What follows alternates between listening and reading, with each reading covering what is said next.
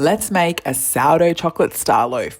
First, divide your dough into 4 equal pieces. I like to weigh mine about 270 grams each. Roll each piece into a ball, let them rest for about 10 minutes, and then roll each one out into a circle about 25 to 30 centimetres across.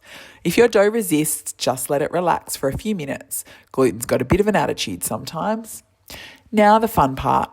Layer 1 circle of dough, spread it with Nutella, then add another layer, more Nutella, and repeat until you've got 4 layers of dough and 3 layers of pure chocolatey goodness. Give it a gentle roll to even everything out. Next, pop a small glass or jar right in the centre. Use a sharp knife to cut 12 or 16 equal strips around it, like you're slicing a pizza, but way prettier. Take 2 strips at a time, twist them away from each other and pinch the ends together. Keep going until you've got that gorgeous star shape. You can even see all those Nutella swirls peeking through. Now, let the star proof for around 30 minutes while you preheat your oven to 180 degrees Celsius or 350 degrees Fahrenheit.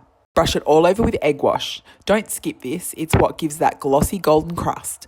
And bake for 25 to 30 minutes. Keep an eye on it though, because with all that butter and sugar, it can go from golden to oops pretty quickly. Once it's out of the oven, let it cool just a bit. Dust it with icing sugar if you like. And that's it. Your sourdough Nutella star is ready to steal the show.